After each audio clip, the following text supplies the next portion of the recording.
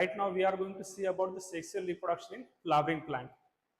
So flowering plant means angiosperm. In the plant there are mainly two type of part are present, that is one is vegetative part and another is reproductive part. Reproductive part is this, I mean sexual reproduction, for sexual reproduction.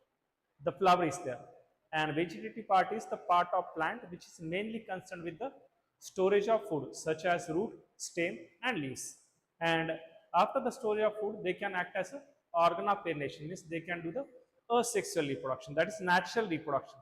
Artificial is different, where we can see the cutting, grafting, layering, mounting, so on. So flower is developed in the plant for sexual reproduction, especially in angiosperm. So when we see the in a plant stem, we know the stem is differentiated from the root by having the nodes and internodes. So these nodes and internodes at the shoot is modified, and then from them the flower is produced.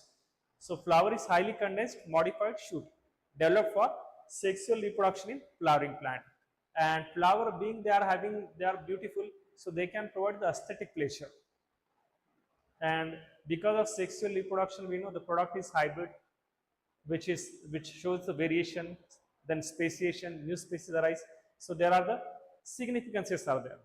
Then in the flower there are the mainly four parts are there, that is floral leaves, that is the floral leaves, or we can say floral whorl or floral appendages, that is calyx, corolla, androecium and gynoecium. But mainly we are going to see here the structure of androecium and gynoecium. Reproductive part in the flower, as I told you, so there are these parts are there. Mainly we are going to focus on the essential part. The pedicel which is present in the flower is stalk of flower. If it is present, the flower is called as pedicellate, and if it is absent, it is called as sessile flower. Then it has the cup shaped part that is called as thalamus, or it is also called as receptacle. Then the important part is this one, that is called as floral whorls or floral appendages or floral leaves. Then these are of four types.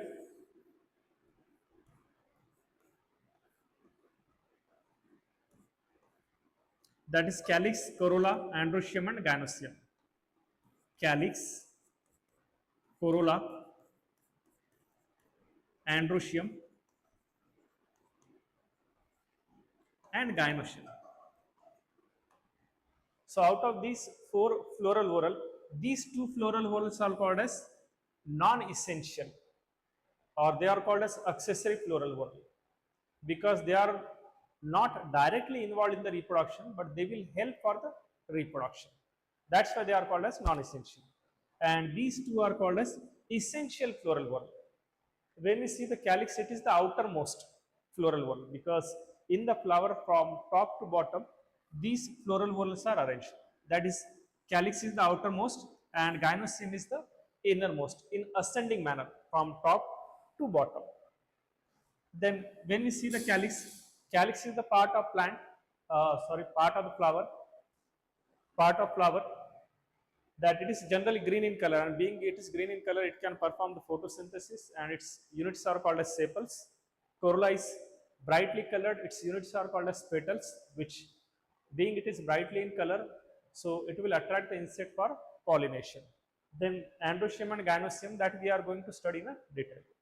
So androecium, andro it means a male, and ecium it means a house. So when we see